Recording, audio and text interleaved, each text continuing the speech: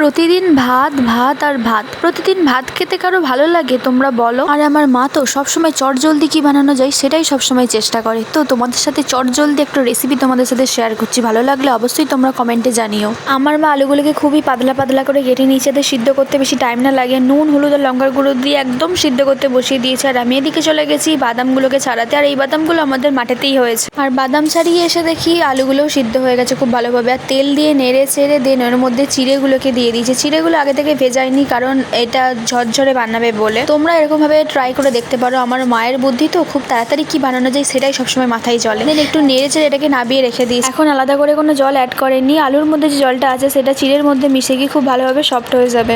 দেন কড়াতে সর্ষের তেল আর কাঁচা লঙ্কা নিয়ে নিয়েছে। তারপর এর মধ্যে কালো জিরে অ্যাড করবে। দেন বাদামগুলোকেও একই সাথে ভেজে নেবে, কারণ বাদামগুলোও খুব ভালো লাগে এর সাথে খেতে। আর এই বাদামগুলো ভাজা হয়েছে কিভাবে বুঝবে বলো তো? বাদামগুলো তেলে দেওয়ার পরই ফটফট করে ফুটতে থাকবে। একের পর এক ফটফট করে ফোটার পর তোমরা বুঝতে পারবে সমস্ত বাদাম ফেটে গেছে। তো ফেটে যাওয়ার পরই বাদামগুলো একেবারে ভালোভাবে ভাজা হয়ে যায়। এরপর চিড়ে আর আলুটা কড়াতে দিয়ে দেবো। দিয়ে দেওয়ার পর এর মধ্যে আমি সানরাইসের গরম মশলা অ্যাড করে নিয়েছি খুব ভালোভাবে। গরম মশলা অ্যাড করার পর টেস্ট অনুযায়ী আমি চিনি নিয়ে নেব। চিনি দেওয়ার পর অল্প পরিমাণে জলও অ্যাড করে নেব, কারণ প্রথমে আমি জল দিইনি, সেই জন্য এখন একটু জলের প্রয়োজন আছে। জলটা খুব অল্প পরিমাণেই দেবো। দেন খুব ভালোভাবে নেড়ে চেড়ে নেব। যদি তোমাদের মনে হয় আরও জলের প্রয়োজন আছে তোমরা তাহলে অ্যাড করতে পারো। আমার আর জলের প্রয়োজন নেই, এটা ঝুরঝুরে রাখার জন্য এরকমই দরকার।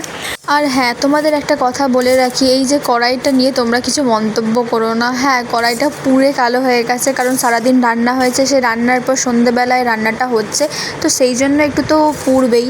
তো সেটাকে নিয়ে তোমরা কিছু মন্তব্য করো না। তোমাদের প্রত্যেকের বাড়িতে এরকম কড়াইতে তোমরা খুঁজলেই যে কেউ পেয়ে যাবে, তাই না? তো আমাদের বাড়িতেও সেই আছে, এই কড়াইতেই রান্নাটা হচ্ছে। এই দেখো বকবক করতে করতে মায়ের রান্না কিন্তু কমপ্লিট। তো সবার প্রথমে মা আমাকেই দিয়ে দিচ্ছে। তো আমি মাকে তখন বলছি, দাঁড়াও দাঁড়াও, এরকমভাবে দিলে তো আমার বন্ধুরা এটা পছন্দ করবে না। তো আমি ভালোভাবে একটু সাজিয়ে নিলাম। কেমন লাগছে তোমরা অবশ্যই কিন্তু জানিও।